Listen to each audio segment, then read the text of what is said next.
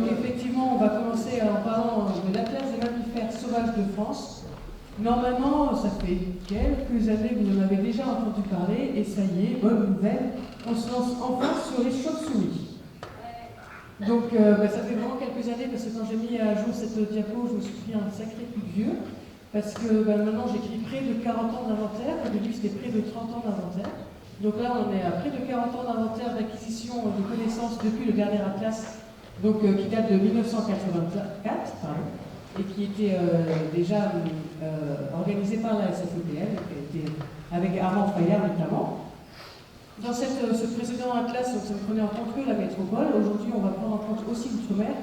Donc forcément, il y a beaucoup plus d'espèces. On est environ, les chiffres, vous connaissez ça, notamment chez les Chiro, ça évolue assez rapidement. Donc on est environ à 450 espèces, 72 mammifères marins. Donc vous verrez que pour l'atlas publié en 2016, on en a un de moins déjà. 173 Chiro à valider et 196 autres mammifères, des terrestres non volants. Depuis les années 2000-2010, vous n'êtes pas sans savoir qu'il y a de nombreux atlas au niveau local qui sont sortis. Donc là, je vous ai sorti affiché quelques-uns. Donc il y a vraiment une dynamique au niveau local qui permet une grande remontée des données et des informations. Donc voilà, il y a une dizaine d'années maintenant, on s'est dit avec le muséum et la SFEPL qu'il était nécessaire de mettre à jour les connaissances sur les mammifères. Donc un premier petit zoom sur les Chiro, si on compare à l'atlas de 84, donc on avait 30 espèces en 1984, aujourd'hui on en est à 35 espèces présentes actuellement. Donc vous avez les deux listes qui affichées, et l'évolution c'est vraiment de l'évolution taxonomique, donc du coup avec l'arrivée, les splitages qui ont donné murin d'Alcatoé, murin cryptique, murin d'Escalera, le murin qui n'est pas encore complètement nommé, donc SPC, le murin du Maghreb, la pipistrelle pygmée et l'Auréa montagnard. Donc ça, ce seraient les nouvelles espèces à la suite de l'évolution taxonomique. Là, c'est un petit graphique très rapide pour vous montrer, c'est une extraction des données du SILP, donc l'évolution du nombre d'observations. Donc on voit vraiment que nous avons autour des années 2010, il y a une grande évolution. C'était sûrement vrai aussi avant, voilà, là c'est vraiment au niveau synthèse au niveau national. Des petites cartes pour illustrer pareil la différence entre 84 et aujourd'hui. Donc voilà, ces cartes ne sont pas validées, seront à retravailler, etc. C'est juste donc l'extraction des données du SILP fin 2021 du coup, et avec la comparaison en 84, donc vous pouvez voir là, pour ces différentes espèces, on a quand même beaucoup plus d'informations. Alors c'est vraiment une amélioration de l'acquisition de connaissances, ça vous connaissez bien les chauves-souris, donc voilà, c'est pas le murin de n'était pas localisé qu'à cet endroit-là, c'est vraiment maintenant les données sont arrivées en plus grand nombre, donc on arrive à les détecter beaucoup plus loin. Donc c'est pas forcément que ça en aire de répartition s'est propagé. Je vous ai donné aussi deux exemples donc, pour l'outre-mer, parce que comme je vous l'ai dit, donc on n'est pas que sur la métropole, mais on est aussi sur l'outre-mer. Donc avec le Philoderme microphthalme, donc en Guyane. Donc ça, je pense que c'est à peu près une répartition qu'on risque d'avoir pour beaucoup d'espèces en Guyane, parce que c'est ce qu'on a déjà eu dans les précédents tomes, c'est que on a toujours des points aux mêmes endroits, en fait, là où il y a des stations de recherche, là où il y a des cours d'eau, enfin bref, là où il y a les naturalistes. Donc il y aura forcément encore de nombreuses lacunes de connaissances à minima pour la Guyane. Et là, vous avez l'exemple du molosse commun pour les Antilles, donc c'est pareil, c'est des cartes à compléter. Là, c'est vraiment c'est des cartes que j'ai présentées lors d'une copie en décembre, donc c'est la première extraction, tout venant, voilà, qu'on lance comme ça. Et après on discute et on regarde quelles sont les lacunes et comment on va valider tout ça. Donc pour revenir sur l'atlas global, donc l'ensemble des volumes, on s'intéresse aux données de 2000 à aujourd'hui. Donc aujourd'hui, en fonction du tome, évolue évidemment. Et comme je vous disais, donc, tous les territoires sont concernés, donc métropole et outre-mer. On va se focaliser sur les territoires où les espèces sont présentes, donc typiquement pour les chiroptères, la terre Adélie ou les terres australes ne vont pas être pris en compte. Pareil pour Clipperton, mais en soi, voilà, s'il y avait eu des espèces, on aurait fait un texte dessus, ce qui a été le cas pour les mammifères. Pour les cartes, donc, je reviendrai plus précisément dessus tout à l'heure, mais donc, le but c'est de représenter de la présence à la maille 10-10 pour les espèces terrestres, parce que pour les mammifères marins, il n'était pas possible de représenter la ZE de la Polynésie à la maille 10-10, donc on a dégradé. Et pour les espèces terrestres, il y aura possibilité, en fonction des données disponibles, de la sensibilité des espèces, etc., d'afficher, si besoin, les espèces à la maille 5-5. Ce qui peut être intéressant pour des petits territoires comme Saint-Pierre-et-Miquelon. Donc là, la carte que vous avez, c'est du maillage 5-5. Donc vous imaginez, si on est en maillage 10-10, en fait, au mieux, on a 3 mailles. Pas précisément, mais bon, bref. C'est assez. C'est pas très précis. Et quelque chose de très important, mais vous l'avez sûrement en tête, on fait une synthèse de l'existant. C'est pas comme quand on lance un atlas au niveau régional, on lance des inventaires spécifiques. Là, voilà, on n'a pas le temps. Et puis, il y a déjà énormément de travail qui a été réalisé en région. Donc voilà, on ne fait pas d'inventaire spécifique à la classe, on privilégie la remontée des informations qui existent déjà. Donc, je vous l'ai déjà dit, donc on s'intéresse à tous les mammifères. Et du coup, entre le fait qu'on a 450 espèces différentes, qu'il y ait beaucoup de données depuis le précédent atlas, on a décidé de le faire en différents volumes, parce qu'on s'est dit, quitte à embêter, parce que vraiment, je vais vous embêter dans les prochaines années, parce que je pense que ceux qui connaissent en ont bien l'expérience. Quitte à embêter les experts, autant aller plus loin qu'un atlas avec juste une carte, on fait une synthèse de toutes les connaissances. Donc du coup, ça donne un volume assez important. Donc on a décidé de faire différents volumes. Et en fonction, donc on a fait soit des regroupements par taxo, donc les chiroptères c'est assez facile du coup, donc soit par taxo, soit taxo plus méthode de prospection, plus le réseau existant. Donc, ce qui est pratique, c'est que les chiroptères, c'est un groupe taxonomique avec le réseau associé, donc la distinction était plus facile, ce qui n'est pas le cas pour tous les volumes. Donc mammifères marins de France, c'est pareil, c'était assez facile d'avoir cette logique. De la même façon, il y a un réseau qui s'occupe des mammifères échoués, qui était Métropole d'Outre-mer, donc c'était assez facile pour le lancer. Donc, et on l'a lancé en 2011, donc c'était le premier volume, les premières réunions. Et il a été publié fin 2016. Ongulé lagomorphe, donc on l'a lancé en 2016, il a été publié début de l'an dernier, début 2021. Carnivore et primates, on l'a lancé en 2018. Voilà, il va apparaître un jour. Donc là, le manuscrit a été envoyé, on espère du début 2023, mais voilà, là c'est plus entre les mains, donc on attend les informations. Chiroptère de France, donc il a été officiellement lancé en décembre 2021 avec les premiers copiles. Donc là, objectif 2026, j'insiste sur le point d'interrogation. Je vous ferai un planning à la fin, il y aura beaucoup de points d'interrogation. C'est important parce que ce volume est très différent de tous les autres par rapport à la richesse spécifique. Donc il va falloir revoir notre organisation générale. Donc voilà, là je suis parti sur le principe qu'on avait le même nombre d'espèces, donc je faisais le même planning, mais ça sera pas le cas. Et ensuite, il y aura les rongeurs de France. Et le dernier volume, hyper sexy, donc les eulycotyphes, diprotodontes, exénarques de France. On n'y rajoute pas les arapides parce que ça n'aurait aucun sens. Mais donc du coup, voilà, ça sera le dernier volume. On travaillera sur un nom un peu plus joli. Et donc là, vous avez les volumes qui sont sortis. Et je fais un petit pub au passage, qui sont forcément en vente sur le stand de la SFPM. Pour l'organisation générale, je vais passer vite parce que ce n'est pas le plus intéressant. Donc, c'est maîtrise d'ouvrage du ministère de l'Environnement. Pour maîtrise d'œuvre, coordination et animation, on travaille SFPM avec l'unité Patrimat, l'ancien service du patrimoine naturel. Pour l'ensemble du projet, il y a un comité éditorial dont le rôle va être de travailler sur homogénéiser les différents volumes, que ce soit cohérent, parce qu'on est dans une même collection, et relire et valider l'ensemble de l'ouvrage à la fin. Donc c'est pas un mince travail. Et ensuite, par volume, il y aura un comité de pilotage. Donc avec différentes personnes, on est à plus de 20 pour les chiro. Et le but, c'est d'avoir une diversité de structures, de compétences, et que les personnes présentes aient une vision soit nationale, soit sur plusieurs espèces. Et ensuite, le comité de pilotage va contacter les différents experts pour compléter les compétences. Et donc le rôle du comité de pilotage, ça va être de valider les différentes étapes, donc, que ce soit au niveau de la validation des données, validation des cartes, la validation des textes, et de faire un relais d'information, donc d'en parler avec tout le reste du réseau. Et ensuite, donc, pour la publication, c'est les publications scientifiques du muséum dans les collections du patrimoine naturel.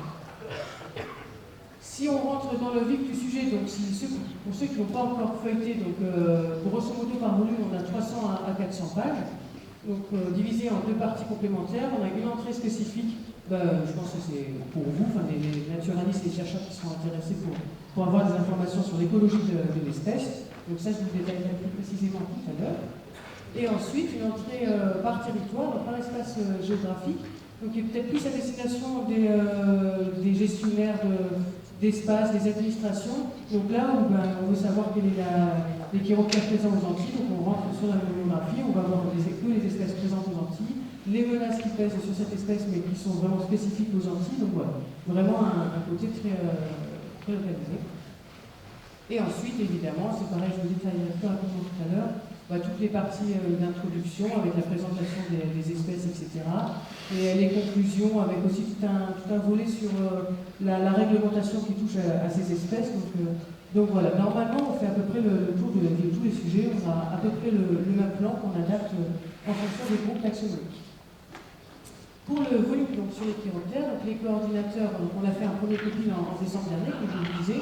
Donc on était un peu moins d'une vingtaine de personnes parce que le but de ce copie, c'était de valider le copie, et donc on l'a complété. Il y a certaines personnes qui doivent être contactées pour participer à ce grand projet. Donc les coordinateurs de ce volume, c'est Stéphane Malanier, Hélène Chauvin, Lilian Girard, Patrick Affler, Julie Marmet, Fanny Papin-Carillo, Vincent Ruffray et moi-même. Donc le but des coordinateurs, c'est ceux que j'ai sollicité le plus, qui seront le plus fatigués en 2026 par moment. Et donc par rapport aux espèces, comme je vous disais, on est à environ 173 espèces à traiter. Donc environ parce qu'on a fait un premier copie, on a commencé à valider la liste d'espèces, mais il reste encore quelques points d'interrogation. À cela, on rajoute 6 espèces qui sont disparues, 2 éteintes, donc 2 éteintes de la disparition, c'est-à-dire au niveau mondial, et 2 sur lesquelles on se pose encore des questions. Donc notamment Artibéus quartzi en Guadeloupe et Scotophilus borbonicus à La Réunion. Donc ça sera l'objet de quelques discussions encore en copie pour savoir comment on les traite. Du coup, vu ce nombre important d'espèces, à savoir le volume qui avait le plus d'espèces, c'était mammifères marins, on était à 71. Là, on passe à 173, donc on va être bien. Donc du coup, on a décidé lors d'une précédente copie de découper, ces éditions, c'est pas très important, mais on découpera ce volume de tomes, parce qu'en fait, un ouvrage de 900 pages, c'est pas facile à trimballer. Et donc en dessous, je vous ai fait, d'après la liste qu'on a actuellement, la répartition des espèces, donc 35 espèces en métropole plus une disparue, 4 normalement à Saint-Pierre-et-Miquelon, 15 aux Antilles, dont plus 5 disparus, 106 en Guyane, donc clairement c'est la Guyane qui fait gonfler le chiffre. Donc il y a 2 espèces communes Guyane-Antilles, 3 à La Réunion, 4 à Mayotte, 1 aux éparses, donc avec le Tafia Maurice qui est présent sur ces 3 territoires. Je vous avais dit, il n'y a rien dans les TAF, Clipperton et Terre-Adélie. On aurait 9 espèces en Nouvelle-Calédonie, 1 à Wallis et Futuna, qui était avant aussi présente en Polynésie française sur les pays. Donc c'est la recette du Pacifique. Voilà, là c'est un petit graphique, juste si ça vous intéresse, pour le nombre d'espèces par famille. Donc le camembert, c'est donc toutes les espèces en France par famille. Donc on voit grande représentation des Philostomidés et des Vespertinoidés.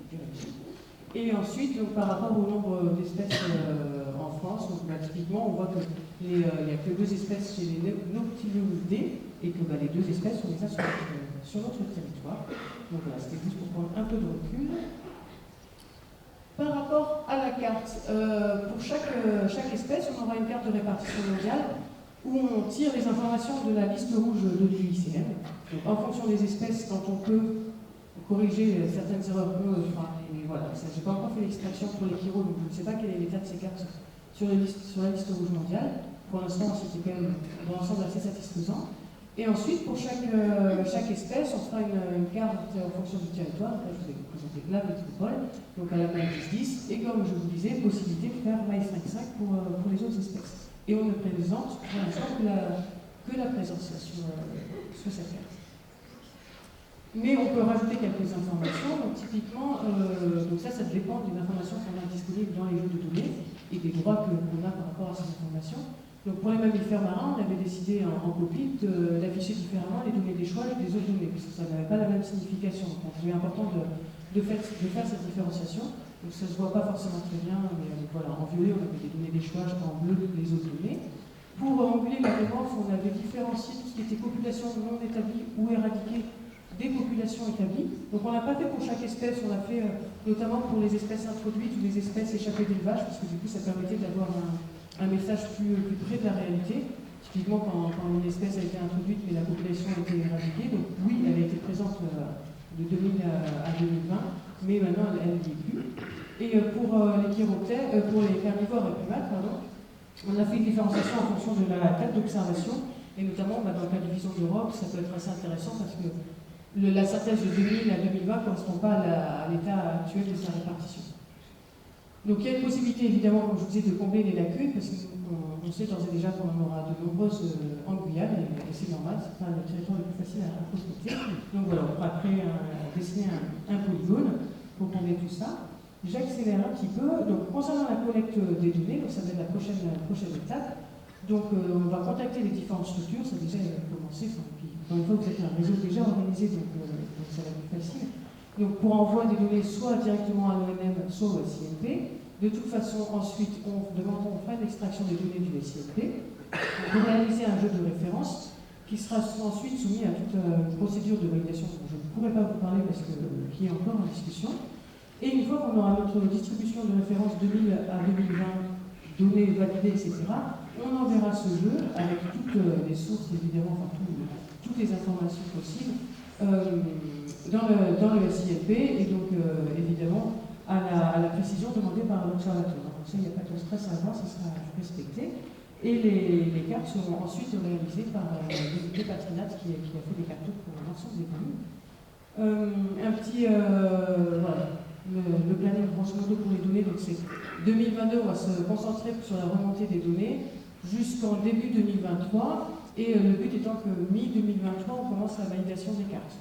Donc voilà, encore une fois, de toute façon, je reviendrai vers vous, vers les secrétaires, donc je vous ferai passer le message.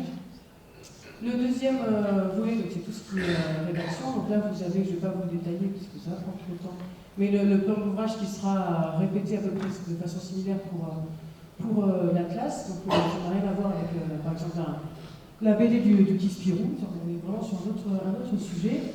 Et donc vous voyez que dans les annexes, il y a la valorisation de l'ensemble des structures qui ont participé à la classe, parce qu'encore une fois, c'est une synthèse de l'existant, donc le but c'est de valoriser tous les travaux qui ont été réalisés. Là, ça a déjà commencé à tourner, donc c'est la prochaine étape. On va vous solliciter pour savoir est-ce que vous acceptez de rédiger telle ou telle espèce. Et donc voilà, là c'est un exemple de monographie. Donc à chaque fois, il y aura tout un paragraphe sur la taxonomie, un paragraphe sur la description, évidemment sa répartition qu'il faudra faire dans un second temps, des points sur la biologie et l'écologie de l'espèce, l'état et la tendance des populations, l'indigénat, normalement, on ne va pas en avoir besoin, les menaces et pressions qui pèsent sur l'espèce, l'impact que l'espèce, donc positif ou négatif, que l'espèce peut avoir, qu'est-ce qui est mis en place pour son suivi, les différentes études dont elle bénéficie, etc. Est-ce qu'il y a des enjeux de conservation actuellement sur cette espèce? Et ensuite, particularité et commentaires, si reste de la place et que le rédacteur a envie de raconter quelque chose, au moins il dit ce qu'il veut. Et, ce qu'il veut. Au revoir. Il y a quand même une relecture après. Et normalement, je précise déjà, c'est entre 3 et 5 pages de texte environ, auxquelles on rajoute des photos et la page de carte. Donc on n'est pas sur une quinzaine de pages par espèce. On est plutôt sur ce volume-là. Donc je vous ai dit qu'il y aurait des points d'interrogation. Donc là, c'est le planning très très global, comme ça, à chaud. 2022, donc on s'intéresse à la remontée des données, comme je vous disais, et on va commencer à lancer la rédaction, on va finir tout ce qui est liste de rédacteurs, etc. 2023, idéalement, on se lance sur la validation des cartes et la poursuite de la rédaction. 2024, relecture des textes. Vous verrez, la phase de relecture est assez lourde, il y a différentes phases de relecture, mais au moins à la fin, on est quand même satisfait du produit, mais voilà, ça prend du temps. Et avec les mise en page du manuscrit, enfin, mise en page de mon côté, donc à la fin, c'est pas joli, parce que je ne fais pas le travail du service de publication. Et l'objectif, c'est d'envoyer au service des publications en 2025. Et quelque chose qui est important aussi d'avoir en tête, c'est qu'une fois que c'est exactement là où on est avec la classe des carnivores et primates, donc je l'ai envoyé la semaine dernière au service de publication. Et après, il y a encore un an de travail derrière, parce qu'il y a relecture de reviewer et mise en page. Donc, une fois que c'est fini, c'est pas encore complètement fini, il faut être encore patient un an, d'autant plus que pour ce volume, il y aura 2 tomes, et que généralement, il n'y a personne au service de publication, il n'y a pas... voilà, c'est difficile de trouver des personnes qui le prennent en charge possible. Donc, il y aura des grandes... voilà. C'est pour ça qu'il y a beaucoup de points d'interrogation, tout ça, ça sera précisé. Mais voilà, le but c'était de vous faire une présentation très générale sur cette classe. Et de toute façon, vous allez en entendre parler maintenant, parce que ça y est, c'est vraiment lancé. Je reviendrai vers vous pour vous en parler sur tout un sujet par rapport à ça. Merci.